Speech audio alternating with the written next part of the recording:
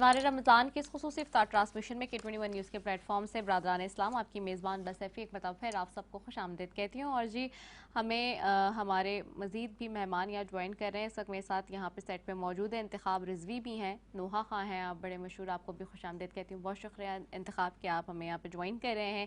ساتھ ہی میں پہلے چلوں گی جی مصطفیٰ قادری صاحب کی طرف اور ان سے چاہوں گی کہ عطیہ نعت پیش کرنے کی سعادت حاصل کریں یا پھر کلام آج کے دن کے اعتبار سے کوئی پیش کر دیں.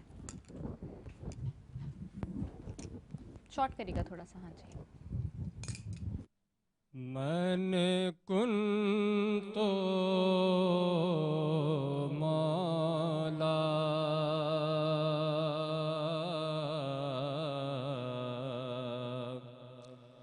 میں نے کن تو مولا مولا علی علی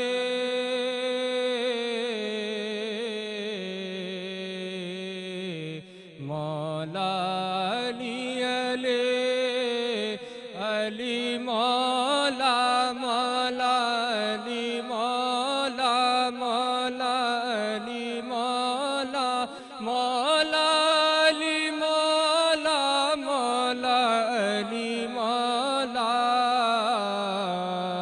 من کن تو مولا علی مولا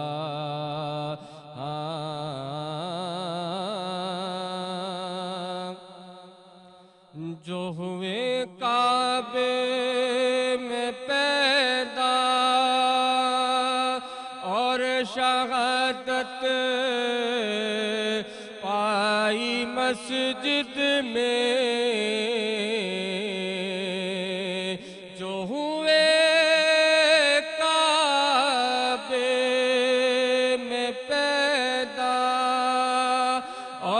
شہادت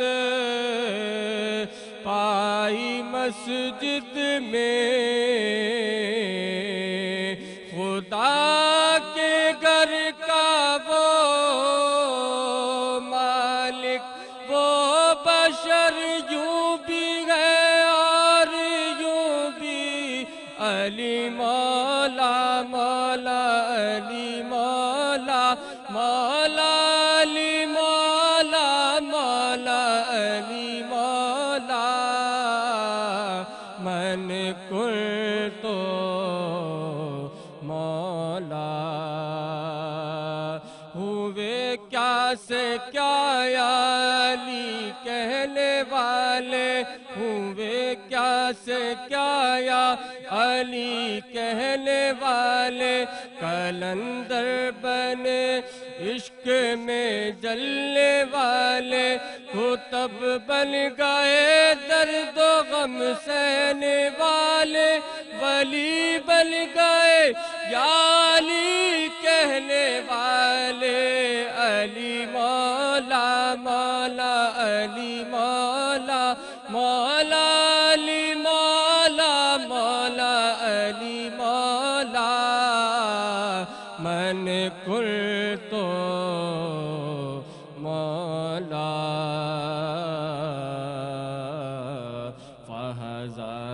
علی مولا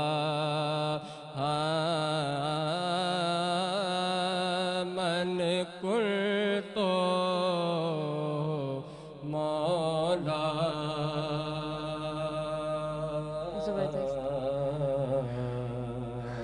زبردست, بہت زبردست انداز میں سبحان اللہ پیش کرے تھے مصطفیٰ قادری مولا علیہ کی شان کے حوالے سے. اور گفتگو کا سلسلہ ناظرین جاری ہے, یہاں پہ ہمارے مہمان بھی موجود ہیں. میں ذرا اپنے مہمان کی طرف بھی جانتی ہوں, بہت دیر سے بیٹھے ہوئے شاہ نواز جدون صاحب بھی.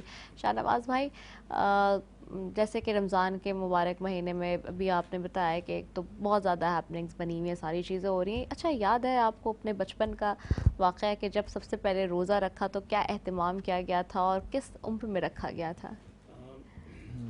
رضا تقریباً میں میرے خیال سے 10 سال کا تھا کہ جو میں نے فرسٹ ٹائم روزہ رکھا تھا. اور مجھے آج بھی یاد ہے کہ میرے جیسے ہوتا ہے کہ میری پھوپھیاں اور میرے گھر والے بڑے، مجھے آج بھی یاد ہے کہ بھئی وہ سارے مجھے گفٹ لا کے دیے انہوں نے. اچھا. اور بڑا ایک وہ تھا، وہ دن آج تک میں نہیں بھولا. تو ایک بڑا زبردست وہ دن تھا کہ جب فرسٹ ٹائم میں نے رکھا. حالانکہ پھر میں دوسرے دن دوبارہ رکھنا چاہتا، میری امی نے کہا کہ نہیں ابھی آپ کی ایج اتنی نہیں ہے اور آپ نہ رکھیں. اچھا. تو بڑا اچھا مجھے لگا. تو کوئی شرارت یاد ہے جب پہلا روزہ رکھا تو ایسا تو نہیں تھا کہ پانی پی لیا یا کچھ کھا نہیں، لیا وہ جا اصل کے؟ میں کر رہا تقریباً کوئی 3 بجے کا ٹائم تھا. جب مجھے زیادہ پیاس لگی تو میں نے امی کو کہا کہ نہیں، تو انہوں نے کہا کہ نہیں ابھی یہاں تک جب 3 بجے تک رکھ لیا تو ابھی ٹائم کم ہے، 3-4 گھنٹے اور ہیں. اور اس وقت کافی گرمیوں کے وہ دن کے تھے روزے تھے. بہت، ہاں بہت زیادہ. تو وہ 3 میں حالت بہت بری ہو گئی تھی. میری دادی اللہ اس کو بخشے، تو انہوں نے کہا کہ بھئی میری امی کو کہا کہ بھئی بچہ ہے چھوڑ دو ان کو، کر دے کہ بھئی پانی پی لے. لیکن میری امی نے کہا کہ نہیں، انہوں نے رکھا اور 3 بجے تک رکھا ہے تو ابھی یہ شام تک کنٹینیو کر لیں. اتنے جب یعنی کہ جب آپ چھوٹے آپ نے روزہ رکھا اور آج جب آپ دور میں دیکھتے ہیں کہ بچے جس طرح سے روزہ رکھتے ہیں، کیا فرق لگتا ہے؟ کتنا تبدیل ہو گیا ہے؟ کیسے دیکھتے ہیں چیزوں کو؟ تو ماشاءاللہ کافی وہ ابھی میرے بیٹے نے خود پچھلے سال بھی رکھے ہوئے تھے اور اس سال بھی ابھی وہ رکھ رہا ہے. حالانکہ اس کی ایج 10 سال ہے. اور میں ان کو یہ بولتا ہوں کہ جب ان کی ایج میں تھے تو ہم نے فرسٹ ٹائم، لیکن پچھلے سال بھی میرے بیٹے نے تقریباً کوئی 4-5 روزے رکھے تھے اور اس سال بھی ابھی وہ رکھ رہا ہے. تو ابھی تو کافی وہ ہے، اس وقت تو بڑا جوش و جذبہ بچوں میں ابھی بھی بہت زیادہ ہے، بہت زیادہ بڑے خوش ہوتے ہیں. اور بلکہ زیادہ سحری کے لیے خاص کر وہ کرتے کہ بھئی آپ ہمیں اٹھائیں. تو ہم تو اس وقت بھی لڑتے تھے، اگر روزہ نہ بھی رکھتے تو امی اور اس سے جو ناراض ہوتے تھے کہ آپ نے سحری پہ کیوں نہیں اٹھایا. صحیح. تو بڑا وہ ہے. صحیح. اچھا، رمضان کے مبارک مہینے میں بھی جیسے کہ ہم دیکھ رہے ہوتے ہیں کہ بہت ٹف ایک تو اسکیجول ہوتا ہے، ڈسپلن تو ایک تو آتا ہی آتا ہے ہماری زندگی میں، چونکہ ہلکے کی سیاست آپ کرتے ہیں. کیسے فرق ہوتا ہے باقی دنوں میں اور اس دنوں میں اس مہینے میں؟ نہیں، وہ کرتے مینج کرتے ہیں، کیونکہ خاص کر ہمارے لیے تو بہت زیادہ ہے، ہر بندے کی آپ سے توقعات بالکل ہوتی وہ ہیں کہ آپ اس کے پبلک گھر ڈیلنگ جائیں. اور یہ اور کافی اس میں نا کہ ظاہر لوگوں کے مسئلے مسائل بھی ہلکے کے زیادہ ہوتے ہیں، بہت توقعات ہوتے ہیں، لوگوں کرتے ہیں. خاص کر یہ رمضان میں افطاریوں پہ انوائٹ کرتے ہیں. اور میرے اپنی زیادتی وہ ہے کہ میں گھر پہ کر لوں، افطاری گھر پہ کر لوں. بہت کہیں مجبوری ہوتی تو باہر وہ کر لیتا ہوں، ورنہ کوشش ہوتی کہ گھر پہ کر لوں افطاری. تو رمضان میں تو ذرا یہ ہوتا ہے کہ ایک تو روزہ، دوسرا یہ نہیں کہ پھر ظاہر گراؤنڈ پہ وہاں موجود. اور پھر آج کل تو ہمارے لیے اور زیادہ وہ ہے کیونکہ ہم پبلک میں بہت زیادہ ان ہے اور موبلائز کر رہے ہیں لوگوں کو. آج بھی آپ کا جلسہ آج بھی ہے، ابھی ہمارا پروگرام ابھی ہو رہا ہے. اور ہمیں حالانکہ یہاں ہمارے اس کو جہاں پر ایک وہ ہم لائیو دکھانا چاہتے ہیں پروگرام سی او پہ اسکریننگ پروگرام، تو وہ انہوں نے آ کے ہمارے سامان کو اٹھانا شروع کر دیا ہے کہ بھائی ہم نہیں کرنے دیں گے. تو یہ ان سے وہ دیکھ لیں کہ پرامن طور پہ، حالانکہ ہم نے اس سے پہلے ابھی ایک بہت بڑا جلسہ کیا یہاں سیٹرڈے کو، پرامن طور پہ لاکھوں لوگ آئے، کوئی گملہ تک نہیں ٹوٹا. پشاور کے اندر ہم نے کیا ہے، آج لاہور کے اندر ہو رہا ہے. لیکن پتہ نہیں ان پہ کیا خوف طاری ہے کہ بھئی آج انہوں نے یہاں میک ڈونلڈ پہ ہمیں اس سے روک دیا. لیکن انشاءاللہ ہم پھر بھی کریں گے، لوگ آئیں گے، لوگ خود آتے ہیں. یہ کن کو کس کو روکیں گے یہ؟ صحیح. اچھا، گفتگو کا سلسلہ جاری ہے یہاں پہ، اور میں ہمارے علماء کرام کی طرف بھی جاؤں گی. ہمارے ساتھ مفتی وسیم صادق بندگی صاحب بھی موجود ہے، اور آج کے موضوع کے اعتبار سے ہم بات کر رہے ہیں خلیفہ چہارم اور پروردہ رسول، جرت، ہمت و شجاعت کے پیکر، مارکہ خیبر کے شاہ سوار، شیر شمشیر زنوشہ خیبر شکن، ذات گرامی ایسی کمال و خوبیوں کی جامع ہے کہ آپ شیر خدا بھی ہیں اور داماد مصطفیٰ صلی اللہ علیہ وآلہ وسلم بھی ہیں، حیدر قرار بھی ہیں اور صاحب ذوالفقار بھی ہیں، خاتون جنت حضرت فاطمہ الزہرا کے شوہر نامدار بھی اور حسنین کریمین کے والد بزرگوار بھی، صاحب ثقافت بھی اور صاحب شجاعت بھی، عبادت و ریاضت والے بھی اور فصاحت و بلاغت والے بھی، علم والے بھی اور حلم والے بھی، فاتح خیبر بھی اور میدان خطابت کے شاہ سوار بھی. اور آپ کے بارے میں کیا کیا جو ہے وہ آپ کی جو خوبیاں ہیں ان کے بارے میں تذکرہ کیا جائے، لیکن جتنی بھی کی جائیں وہ کم پڑ جاتی ہیں. الفاظ کا جو ذخیرہ ہے وہ کم پڑتا ہے جن کے حوالے سے آج ہم بات کریں. مولا علی کے حوالے سے بات کر رہے ہیں، لیکن جہاں ہم بات کریں وہیں آج غم کا اور دکھ کا بھی دن ہے کہ کس طرح سے جو ہے آج کے دن آپ کے اوپر ابن ملجم نے آپ پر تلوار کا وار کیا، اور کس طرح سے آپ سجدے میں تھے نماز فجر کے وقت اور یہ واقعہ ہوا یہ حادثہ ہوا ہے. میں مفتی صاحب کی طرف جاؤں گی. مفتی صاحب تھوڑا سا اس واقعے پہ میں چاہوں گی کہ روشنی ڈال دیں اور پھر آگے مزید بھی بڑھتے ہیں ہم اپنے نوحہ خان صاحب کی طرف بھی. دیکھیے حضرت علی کرم اللہ وجہ الکریم آپ کے فضائل، آپ کی خصوصیات پر ہم گفتگو کرتے ہیں اور اکثر گفتگو ہوتی ہے. ابھی مجھ سے پہلے مسعودی صاحب نے بھی ماشاءاللہ بہت ساری باتیں یہاں پر بیان کی. میں یہ سمجھتا ہوں کہ یہ جو شخصیات ہیں، جیسے ابھی شہادت ہی کی اگر بات کریں گے ہم، ان کے ہر واقعے کے اندر ہمیں کچھ نہ کچھ ایسی ڈائریکشن ملتی ہے جس کو ہمیں فالو کرنے کی ضرورت ہے. اور انہوں نے ہمیشہ اپنے ہر معاملے کے اندر عدل و انصاف کے ساتھ اور توازن کے ساتھ، اعتدال پسندی کے ساتھ اور دین اسلام کے جو اصول ہیں ان کے ساتھ ہر معاملے کا انہوں نے سامنا کیا. مثلا جیسے ابھی ان پر حملہ ہوا، ابن ملجم نے حملہ کر دیا، آپ زخمی ہو گئے. آپ نے یہاں پر بھی یہ ارشاد فرمایا اپنے بیٹوں کو، کہا کہ اگر میں اس زخم سے جانبر ہو جاتا ہوں تو اس شخص کا معاملہ میں خود دیکھ لوں گا، لیکن اگر ایسا نہیں ہوتا میں دنیا سے چلا جاتا ہوں. تو آپ نے فرمایا کہ اب چونکہ اس نے قتل اس کے اوپر آ گیا ہے تو قصاص میں اس کو قتل کرنا ہے. فرمایا اسے کوئی اذیت نہیں دینی ہے، اس کے ساتھ کوئی بھی زیادتی نہیں کرنی ہے، بلکہ اس کو تلوار کے ایک ہی وار سے قتل کر دینا ہے. اب آپ دیکھیے یہ مقام غور ہے کہ ہمارے ہاں اگر کسی کے ساتھ کوئی چھوٹی سی بھی زیادتی ہو جاتی ہے تو ہم اس سے کئی گنا زیادہ اسے نقصان بدلہ لینے کی بات کرتے کیا ہیں، بلکہ روڈوں پر آئے دن ہم دیکھتے ہیں کیا ہوتا ہے. لیکن حضرت علی کرم اللہ وجہ الکریم ایک ایسے لمحے کہ جب آپ کی اپنی جان پر آ گئی، آپ دیکھیں وہاں بھی آپ نے عدل و انصاف کا دامن نہ چھوڑا، اسلام کے اصول نہ چھوڑے، میانہ روی نہ چھوڑی، اعتدال پسندی نہ چھوڑی. وہاں پر بھی یہ ارشاد فرمایا ہے کہ یہاں بھی اس کے ساتھ کوئی زیادتی نہیں ہے، اور یہ بھی نہیں ہے کہ اس کے ساتھ آپ کہیں 50 اور لوگوں کو پکڑ کر بھی قتل کر دو، یہ بھی نہیں فرمایا. یعنی یہی کہا کہ اس کا جتنا جرم ہے اس کے مطابق، اسلام کے اصول کے مطابق صرف اس کو سزا دے دینی ہے، اس سے ہٹ کر آگے نہیں بڑھنا ہے. اسی طرح آپ دیکھیں کہ میدان جنگ کے اندر لوگ کہتے ہیں سب کچھ جائز ہو جاتا ہے. ہمارے یہ وہ اسلاف ہیں، یہ وہ بزرگ ہیں ہمارے جنہوں نے ہمیں میدان جنگ کے اندر بھی کھڑے ہو کر دین اسلام کے اصول سکھائے ہیں کہ اگر کوئی کام کرنا ہے تو کس انداز سے کرنا ہے، اور تمہارے ہر کام میں اللہ کی رضا مطلوب ہونی چاہیے. یعنی تمہاری ذاتی خواہش کا، ذاتی مفادات کا عمل دخل نہیں ہونا چاہیے. لیکن بڑا ایک مشہور واقعہ ہے میدان جنگ کے اندر، جب آپ نے ایک کافر کو نیچے گرا لیا اور جب آپ اسے قتل کرنے لگے، چونکہ لڑائی ہو رہی تھی، تو اس نے غصے میں آ کر نیچے سے آپ کے چہرہ انور کی طرف تھوک دیا، تو آپ فوراً اس کے سینے سے ہٹ جاتے ہیں. اب چاہیے تو یہ تھا کہ جہاں 1 منٹ لگتا تھا آدھے منٹ میں اس کا کام تمام کر دیا جائے، لیکن آپ ہٹ گئے اس کے سینے سے، اسے آزاد کر دیا. وہ شخص بڑا حیران ہوا، پوچھنے لگا. آپ نے کہا پہلے میں تمہیں جو قتل کر رہا تھا وہ اللہ کی رضا کے لیے، دین اسلام کی سربلندی کے لیے، اور تم دین کے مقابلے میں آئے تھے، میں اللہ کی رضا کے لیے تم سے لڑ رہا تھا. جب تم نے میرے چہرے کی طرف تھوک دیا تو اب ہو سکتا ہے اس میں میرا ذاتی غصہ شامل ہو جائے، کہیں ایسا تو نہیں ہے کہ تمہارا قتل میرے ذاتی غصے کی وجہ سے ہو جائے. آپ دیکھیں کہاں کہاں دین اسلام کے اصول سکھائے ہیں. آج تھوڑا ذرا نظر کرنے کی ضرورت ہے کہ بھئی ہم خود یہاں پر جو ہے مطلب اپنے معاملات میں کیا کرتے ہیں، کتنی ہم زیادتی کرتے ہیں. ایک پوائنٹ آپ کی سیرت سے ہم یہ بھی لے لیتے ہیں، چونکہ ہمارے ساتھ صاحبان اقتدار میں سے لوگ موجود ہیں، کہ آپ نے اس معاملے میں بھی، یعنی آپ کے پاس جب خلافت تھی اور آپ خود حکومت کر رہے تھے اور حاکم وقت تھے، اس وقت دیکھیں کہ آپ کو ایک کیس کی صورت میں عدالت میں جانا پڑ جاتا ہے، اور آپ عدالت کے اندر چلے جاتے ہیں، قاضی کی عدالت میں جاتے ہیں. آپ کا یہ جانا، آپ کا یہ طرز عمل کس لیے تھا؟ یہ بھی اسی لیے تھا کہ کوئی بھی عدل و انصاف یا قانون کے دائرے سے ماورا نہیں ہے، اس سے باہر نہیں ہے. آپ عدالت میں بھی چلے گئے، نہ صرف عدالت میں گئے بلکہ عدالت میں فیصلہ آپ کے خلاف ہو گیا.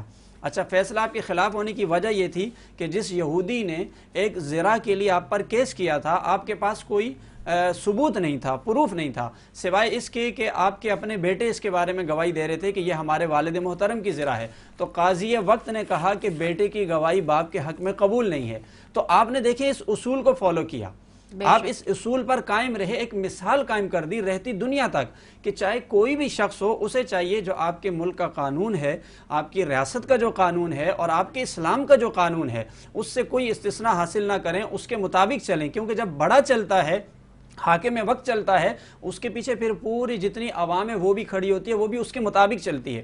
تو آپ نے اپنے خلاف فیصلہ قبول کر لیا، اور پھر جب وہ یہودی باہر آیا اسے بھی بڑا تعجب ہوا. اس نے کہا کہ بھائی ان کی بھی عدالتیں تھی, وہ بھی اپنے ہاں قوانین کو دیکھتے تھے. اس نے کہا کہ ایک حاکم وقت کے خلاف جو ہے فیصلہ آ گیا اور اس نے قبول کر لیا, حالانکہ وہ جانتا تھا کہ وہ یہودی خود جھوٹا تھا. اس نے باہر آ کر آپ سے کہا مجھے تو معلوم ہے کہ آپ سچے ہیں, کہنے لگا مجھے معلوم ہے آپ سچے ہیں, لیکن آپ نے پھر بھی فیصلہ قبول کر لیا. آپ نے کہا کہ ہاں ہمارے پاس ثبوت نہیں تھا اور ہمارا قانون یہی کہتا ہے, اس لیے میں نے اس کو قبول کیا ہے. اسے اتنا تعجب ہوا, اس نے کہا اگر یہ قانون ہے تو اس سے زیادہ عدل و انصاف دنیا میں کہیں نہیں مل سکتا. تو پھر اس نے اسلام قبول کر لیا, وہ اسلام کے دائرے میں داخل ہو گیا. اسی طرح اگر ہم آپ کی زندگی سے عبادت کے معاملات دیکھنا چاہیں کہ بھئی اگر آپ عبادت کرتے ہیں تو عبادت کس درجے پر ہونی چاہیے, کس توجہ کے ساتھ ہونی چاہیے, کس طرح حضوری قلب کے ساتھ ہونی چاہیے. حضرت علی کرم اللہ وجہ الکریم فرماتے ہیں انتہا ہے روحانیت کی. آپ فرماتے ہیں کہ جب میرا دل یہ چاہتا ہے کہ میں اللہ سے بات کروں تو میں اللہ کی بارگاہ میں دعا کرتا ہوں, کیونکہ یہ دعا ایک ایسا وظیفہ ہے جو اللہ سے بات کرنے کا ذریعہ ہے. اور آپ فرماتے ہیں کہ جب میں یہ چاہتا ہوں کہ میرا رب مجھ سے بات کرے تو میں قرآن کی تلاوت کرتا ہوں, کیونکہ اس کلام میں اللہ اپنے بندوں سے بات کرتا ہے. جب آپ نماز پڑھتے تھے تو آپ کی نماز کا عالم یہ تھا. آج ہمیں یہ بھی سیکھنے کی ضرورت ہے نا, بات تو ہم ان کی کرتے ہیں لیکن ہمیں دیکھنا چاہیے کہ اگر عبادت کرنے جائیں تو ہماری عبادت کیسی ہونی چاہیے.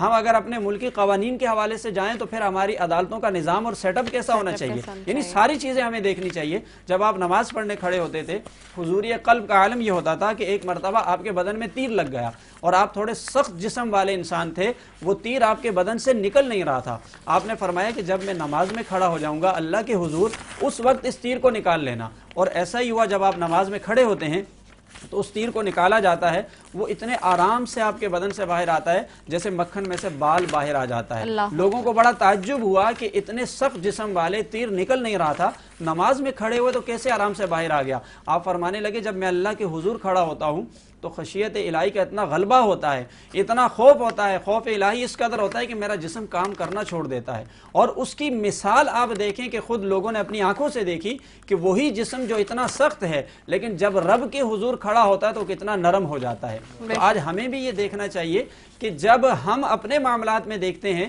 تو ہم اپنے ذاتی معاملات میں سخت ہو جاتے ہیں, اللہ کے معاملات میں ہمیں مطلب معلوم ہی نہیں ہوتا کہ ہمیں کیا کرنا ہے. آپ کی سیرت ہمیں یہ سکھاتی ہے کہ جب اللہ کا حکم کہیں آ جائے, اللہ کا قانون کہیں آ جائے تو وہاں پر تم نے پھر اپنی ذاتی سوچ اور خیال اور اپنے نظریے کو چھوڑ دینا ہے, پھر وہاں تمہیں وہی کرنا ہے جو اللہ اور اس کے رسول کا تمہیں حکم ملتا ہے. بے شک, بہت ہی خوبصورت بات مفتی صادق وسیم بندگی صاحب فرما رہے تھے اور بہت اچھی بات کر رہے تھے. اور بے شک حضرت علی رضی تعالیٰ عنہ سے منسوب حضور اکرم صلی اللہ علیہ وآلہ وسلم کی حدیث ہے کہ عالم اسلام کے چوتھے خلیفہ حضرت علی کے متعلق حضور اکرم صلی اللہ علیہ وآلہ وسلم نے کہا کہ نبی کریم صلی اللہ علیہ وآلہ وسلم فرماتے ہیں کہ علی مجھ سے ہیں اور میں علی سے ہوں, تم سب میں بہترین فیصلہ کرنے والے علی ہیں. تو یہاں سے پتہ چلتا ہے عدل و انصاف کے حوالے سے جو ابھی بات جیسے کہ مفتی صاحب کر رہے تھے کہ اور جیسے کہ انہوں نے چیف جسٹس کہ عصر حاضر میں جو ہم الفاظ یوز کرتے ہیں, لفظ استعمال کرتے ہیں چیف جسٹس کا, وہ بھی انہوں نے بتایا کہ کس طرح سے ان کے جو تمام پہلو ہیں, ان کی جو خصوصیات اور فضائل ہیں, کس طرح سے انہوں نے بیان کیے مولا علی کے حوالے سے. میں چلتی ہوں جی, انتخاب رضوی ہمارے ساتھ نوحہ خان موجود ہیں, ان کی طرف اور چاہوں گی کہ وہ پیش کریں. نوحہ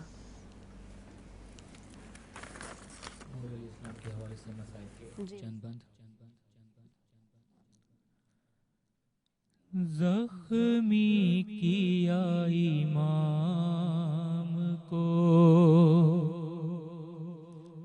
وقت نماز میں, ظالم نے روزہ دار کو مارا, نماز میں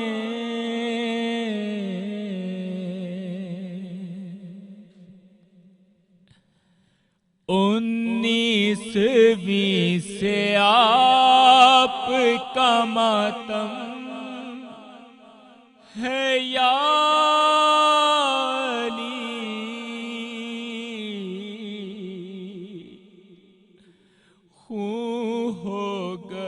دلوں کا یہ عالم ہے یا علی, ظالم نے روزہ دار کو مارا نماز میں،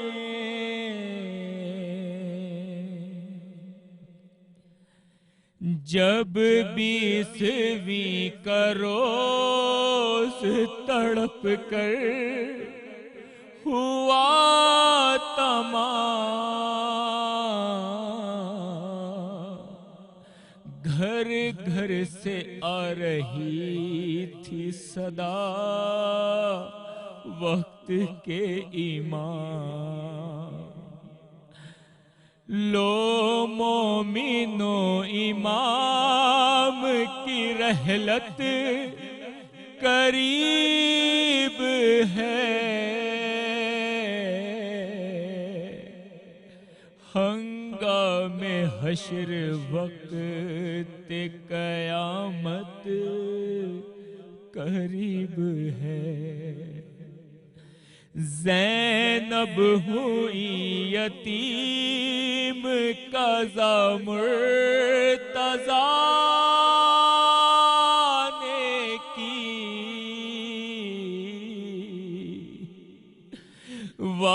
حسرتا کہ روح بدن سے نکل گئی، دونوں جہاں کے مالک و مختار مر گئے،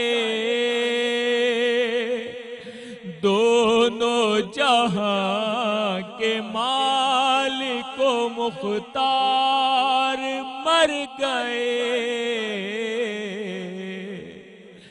آئی ندا کے حیدر کرار مر گئے، ظالم نے روزہ دار کو مارا نماز میں، زخمی کیا امام کو وقت نماز میں۔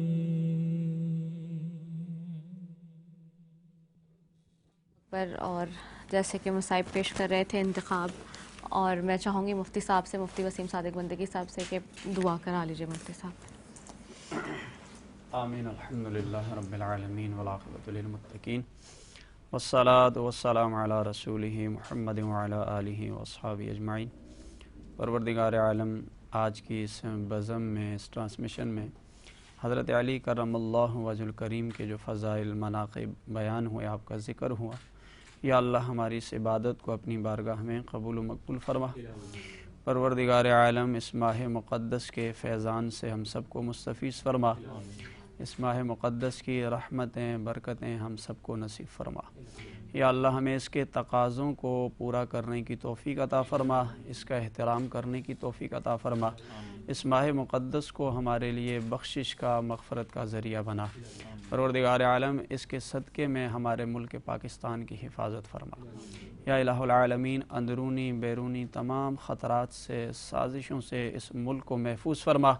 یا الہ العالمین، جو لوگ اس ملک کی اصلاح کے لیے، عوام کی اصلاح کے لیے، فلاح کے لیے کام کر رہے ہیں، کوشش کر رہے ہیں، انہیں کامیابیوں، کامرانی عطا فرما۔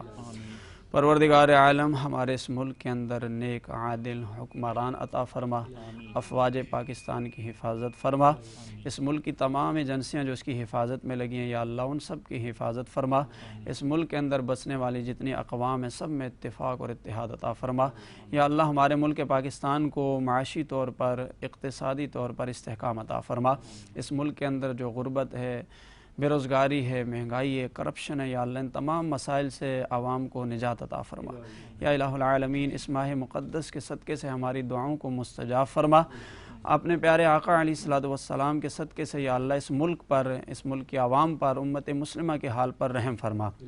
اللہم ربنا آتنا فی الدنیا حسنة وفي الآخرة حسنة وقنا عذاب النار وقنا عذاب القبر وقنا عذاب الحشر وقنا عذاب الميزان وصلى الله تعالى على خير خلقه ونور عرشه وزينة فرشه محمد وعلى آله وأصحابه أجمعين برحمتك يا أرحم الراحمين. آمین ثم آمین یا رب العالمین. اور ہم سب کی دعا یہی ہے اس ٹرانسمیشن کے اس پلیٹ فارم کے ذریعے کہ رب تعالیٰ ہم سب کی مغفرت فرمائے. ہمارے جو بزرگ گزر چکے ہیں، جو ہم ہیں اور جو آنے والے ہمارے آل، ان سب کی مغفرت فرمائے. اس مغفرت کے عشرے کے توسط سے جو دوسرا عشرہ ہے جو اب اختتام کی طرف ناظرین جا رہا ہے، اپنے مہمانوں کا شکریہ بھی کروں گی. بہت شکریہ کہ آپ نے ہمیں آج قیمتی اپنا وقت دیا. اور ناظرین اسی کے ساتھ جی ٹرانسمیشن کے سلسلے کے اختتام کی طرف بڑھیں گے کہ زندگی رہی تو کل دوبارہ ملاقات ہوگی. السلام علیکم ورحمۃ اللہ وبرکاتہ.